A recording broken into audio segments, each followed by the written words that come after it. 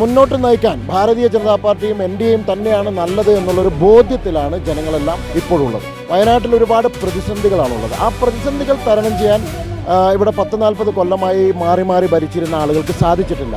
യുവാക്കൾ എന്തുകൊണ്ട് ഈ നാട് വിടുന്നു എന്ന് ചോദിച്ചാൽ,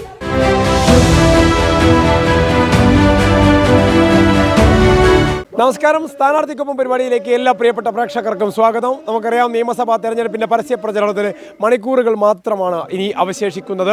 പരമാവധി വോട്ടർമാരെ നേരിൽ കാണാനുള്ള തിരക്കിലാണ് സ്ഥാനാർത്ഥികൾ എല്ലാവരും തന്നെ. നമ്മളിപ്പോഴുള്ളത് മേപ്പാടി അരപ്പറ്റയിലാണ്. കൽപ്പറ്റ നിയോജക മണ്ഡലം NDA സ്ഥാനാർത്ഥി പ്രശാന്ത് മലവേലിനൊപ്പമാണ് ഇന്ന് നമ്മുടെ സ്ഥാനാർത്ഥിക്കൊപ്പം പരിപാടി.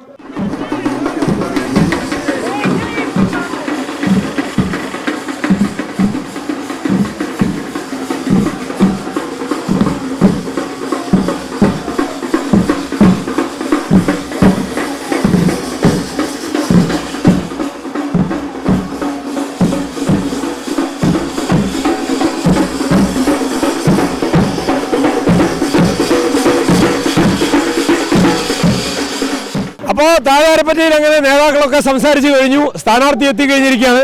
സ്ഥാനാർത്ഥിയെ വലിയൊരു വരവേൽപ്പാണ് ആളുകളൊക്കെ നൽകിയത്. കുറേ നേരമായി സ്ത്രീകളും കുട്ടികളൊക്കെ ആളുകളൊക്കെ കാത്തു നിൽക്കുകയായിരുന്നു സ്ഥാനാർത്ഥിയെ.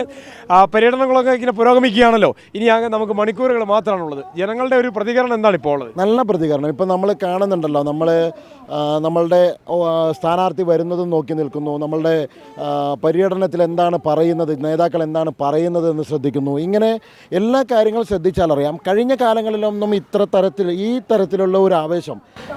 നമസ്കാരം. ഓക്കെ, വോട്ട് ചെയ്യണേ. ഓക്കെ.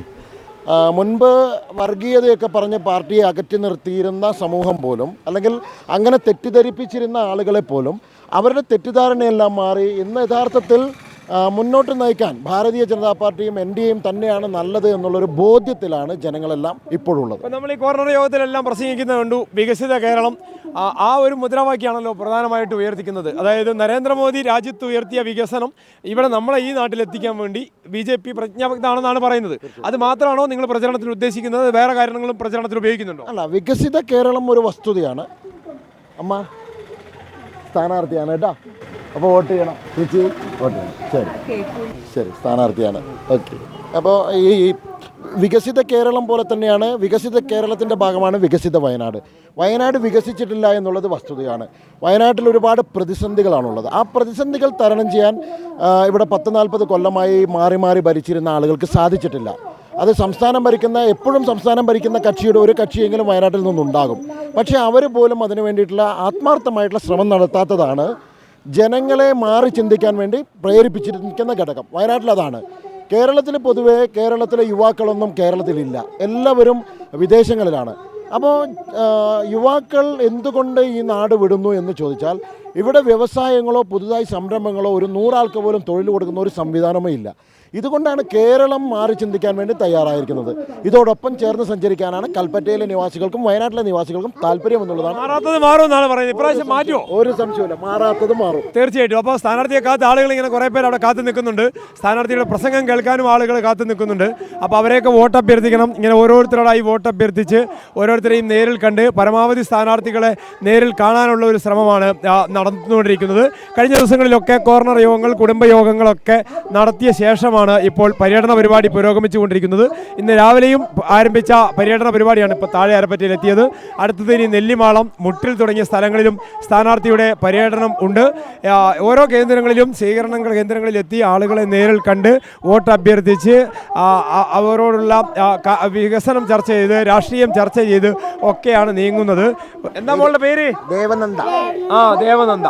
ഇതാരെന്നറിയോ? BJPയുടെ സ്ഥാനാർത്ഥി ആണോ? അറിയൂലേ? വോട്ട് ചെയ്യാൻ പറയണം കേട്ടോ, അച്ഛനോടും അമ്മേനോടൊക്കെ കേട്ടോ. നല്ല വോട്ട്. ഓക്കെ.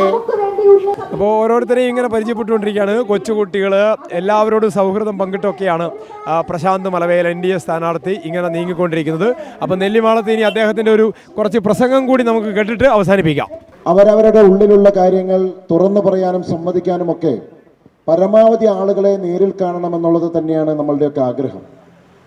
പക്ഷേ നമ്മളുടെ തെരഞ്ഞെടുപ്പിൻ്റെ തീയതി വളരെ കുറവായതും അതുപോലെ തന്നെ നമ്മളുടെ നിയമസഭാ മണ്ഡലത്തിൻ്റെ വലിപ്പവും അതിൻ്റെ വ്യാപ്തിയുമൊക്കെ ചെറിയ പ്രയാസങ്ങളുള്ളതുകൊണ്ടും എല്ലാവരെയും നേരിൽ കാണാൻ വേണ്ടിയിട്ടുള്ള സംവിധാനം നടപ്പിലാക്കില്ല.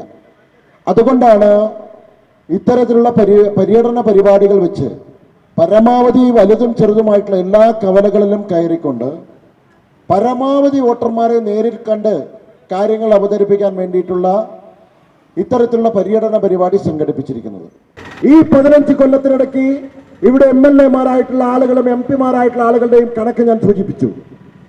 വന്യമൃഗശല്യം അതിരൂക്ഷമാവാൻ തുടങ്ങിയിട്ട് MI ഷാനവാസിന്റെ കാലം മുതലാണ് വയനാട് ജില്ലയിൽ അതിരൂക്ഷമായിട്ടുള്ള വന്യമൃഗശല്യം ഉണ്ടാകാൻ തുടങ്ങിയിട്ട്. 10-20 കൊല്ലമായിട്ടും അതിനൊരു പരിഹാരം കണ്ടെത്താൻ സാധിച്ചിട്ടില്ല എങ്കിൽ ഇവർക്കെന്തോ പ്രശ്നമുണ്ട്. രാഷ്ട്രീയവും വികസനവും ചർച്ച ചെയ്താണ് ഒരു മാറ്റത്തിന് വേണ്ടിയാണ് BJP വോട്ട് അഭ്യർത്ഥിക്കുന്നത്.